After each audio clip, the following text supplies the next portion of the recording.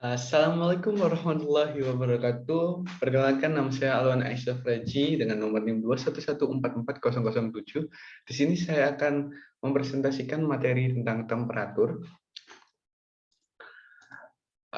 Materi yang akan dibahas di temperatur ini yaitu yang pertama adalah pengertian dari temperatur itu apa, lalu ada termokouple, termometer bimetal, lalu ada prinsip kerja, instalasi dan maintenance, lalu ada contoh soalnya. Pengertian temperatur. Nah, apa sih itu temperatur sebenarnya? Temperatur ini kan selalu berhubungan dengan suhu nih. Seperti ditanya, berapa sih temperatur Bapak? Seperti dites, berapa sih Mbak suhu saya? Nah, temperatur biasanya berhubungan dengan suhu. Ya, di sini temperatur atau biasa kita sebut dengan sensor suhu adalah alat yang digunakan untuk mengubah besaran panas menjadi besaran listrik yang dapat dengan mudah dianalisis besarnya. Ada beberapa metode yang digunakan untuk membuat sensor ini. Salah satunya dengan cara menggunakan material yang berubah hambatannya terhadap arus listrik menyesuaikan dengan suhunya.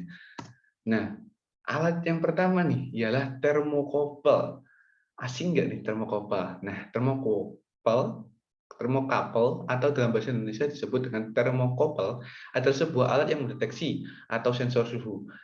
Termokouple digunakan untuk banyak keperluan, mulai dari keperluan industri hingga rumah tangga. Termokouple ini ditemukan oleh seorang ilmuwan sekaligus fisikawan berkebangsaan Estonia, yaitu Thomas Johann Seebeck. Dan termokouple ini pertama kali ditemukan pada tahun 1821 dalam percobaan sebuah logam diktor. Kita lihat adalah termokouple dalam termo dan couple. Pasti ada satu pasang gitu modelnya. Jadi satu pasang besi seperti gambar di sampingnya. Jadi ada dua kabel gitu. Jadi yang satu itu contoh yang seperti di kanan adalah merah dan biru. Lalu yang satu adalah ujung logam yang panjang gitu untuk mendeteksi nanti. Kan yang akan dijelaskan nanti. Lalu ada jenis-jenis termokouple nih. Jenis termokouple ada beberapa, ada termokouple tipe E, termokouple tipe C, termokouple tipe K, termokouple tipe M, termokouple tipe T, termokouple tipe D, tipe U.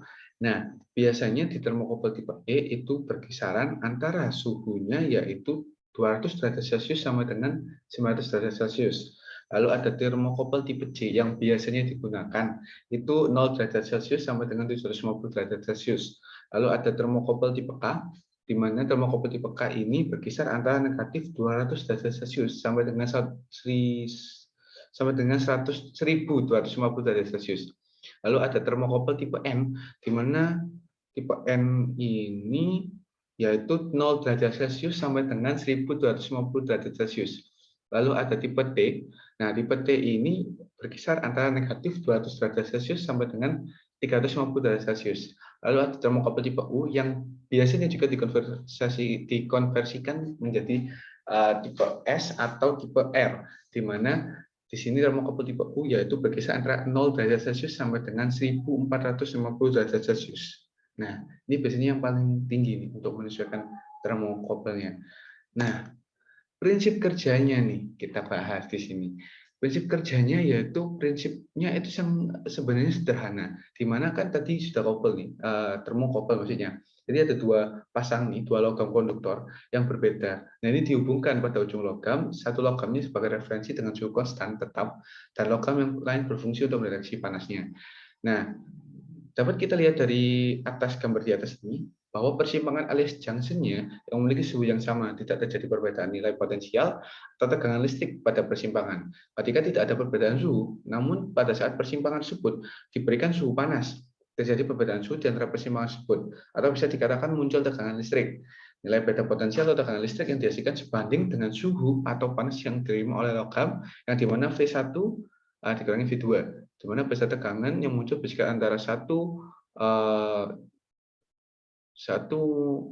mV sampai dengan 70 mV tiap derajat Celciusnya. Besar tekanan yang dihasilkan kemudian dikonversikan ke dalam pengukuran yang lebih mudah dipahami. Nah, instalasi termokouple nih. Nah, tadi kan dibedakan nih, ada yang termokouple tipe K, tipe T, tipe C, ya kan. Nah, ini ternyata mengapa diperbedakan? Karena di instalasi termokouple ini terdapat probe dan sheet. Apa sih itu probe? Probe adalah dua kabel termokabel yang berbeda jenisnya. Yang salah satu ujungnya itu disatukan. Lalu biasanya di probe ini membutuhkan pelindung. Nah, pelindung inilah yang dinamakan sheet, di mana sheet ini berguna untuk membentuk diameter probe-nya. Jika semakin besar diameter probe-nya, maka suhu yang diukur dalam termokabel ini juga semakin besar, sehingga terjadilah jenis-jenis termokabelnya. Lalu ada temperatur indikator. Biasanya digunakan yaitu IMF atau voltase yang dihasilkan oleh termokabel. Nah, selanjutnya biasanya dikirimkan ke alat bacanya menggunakan kabel ekstensinya. Nah, perlu diketahui bahwa kabel ekstensi sebaiknya adalah kabel termokabel itu sendiri. Jangan kabel bukan termokabel atau misalkan pisah gitu. Nah, mengapa? Sebab jika digunakan kabel biasa pada umumnya akan menyebabkan pembacaan suhu yang tidak akurat. Jadi tidak terakuratnya akurasi juga ditentukan oleh kabel dari termokabel tersebut. Lalu ada PLC dan DCS sebenarnya, maaf tipu. Nilai pembacaan dari termokabel dapat dikirimkan ke PLC atau DCS dengan setidaknya dua macam cara. Cara pertama adalah dengan menarik langsung kabel termokabelnya ke modul input termokabel DCS atau PLC. Lalu ada cara kedua adalah dengan cara menarik kabel sensor ke temperatur transmitter baru kemudian dikirimkan ke DCS menggunakan sinyal analog. Nah, itu. Lalu ada cara pembacaan hasil di termokabel. Ya, di mana pembacaan hasil termokabel ini dapat kita lihat dalam layar gambar di atas. Gimana sih bacaannya? Nah, kan ada dua ujung nih. Nah, dua ujung ini kita tampilkan ke suhu yang pas gitu, maksudnya suhu yang ditentukan untuk diteliti. Nah, langsung data pada suhu itu menarik energi dari suhu panas itu menjadi dalam energi di kotak tersebut. Jadi energi listriknya itu, jadi membuat energi itu akan memunculkan sebuah eh, bukan nomor, angka derajat Celciusnya itu berapa? Biasanya di dalam derajat Celcius ataupun derajat Kelvin biasanya. Nah, oke. Lalu ada perawatan termokabel. Kita tidak harus jangan lupa dengan perawatannya juga.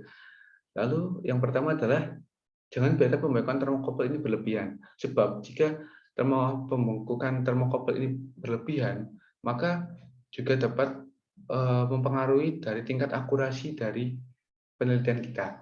Lalu yang kedua adalah gunakan tabung perlindungan untuk atmosfer korosif. Lalu yang ketiga adalah selalu periksa tabung perlindungan saat mengamati termokabel. Nah, hal yang harus dicari termasuk retakan, lubang jarum, kontaminasi atau perubahan warna.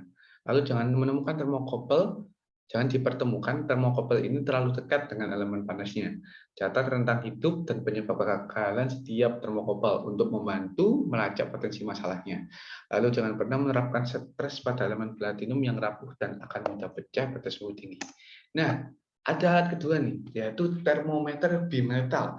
Apa sih termometer bimetal itu? Termometer bimetal menggunakan strip bimetal yang dimana mengubah suhu menjadi perbedaan mekanis.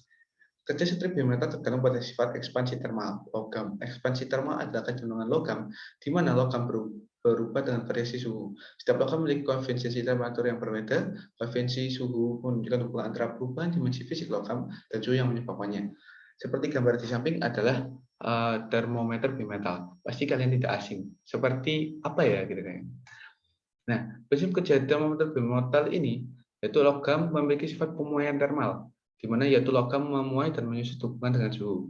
Lalu ada koefisien suhu, semua logam tidak sama, ekspansi atau kontraksi logam berbeda pada suhu yang sama. Lalu cara pembacaan hasil di bimetal. Pembacaan di hasil bimetal ini pasti kalian mungkin udah tahu dengan lihat gambarnya. Jadi sebenarnya konsep dari pembacaan bimetal ini sama persis dengan ketika kita menimbang berat badan, di mana kita melihatnya dengan cara melihat jarum penunjuknya. Di sini juga di bimetal juga melihatkan pada jarum penunjuknya, di mana di awal dari ujung yang tetap dan ujung yang bebas lalu ada di bimetalnya. Di panahnya itu dengan jarum membentuk berapa sih ini bimetalnya, berapa sih itu suhunya begitu.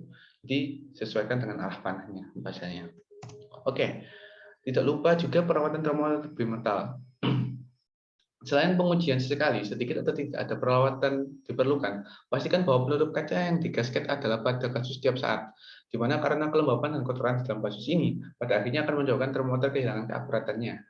Nah, ya, catatan peringatan di bawah ini, jika termometer digunakan untuk mengukur suhu bahan yang dapat cepat mengeras dan membangun sebuah plak mungkin atau lapisan isolasi batu batang, termometer harus dan saat itu juga kalau bisa dibersihkan peralatannya. Karena tindakan pencegahan ini digunakan untuk memastikan sensitivitas atau keakuratan dari alat instrumen yaitu termometer bimetal. Nah, oke, untuk yang terakhir yaitu contoh soal termokopel nih, di mana ada soal yaitu suatu temperatur diukur dengan menggunakan sebuah termokopel tipe C dan sebuah DVM atau digital voltmeter. Temperatur ruangan pada saat pengukuran adalah 28 derajat Celcius dan DVM menunjukkan angka 10,933 milivolt. Tentukan temperatur tersebut.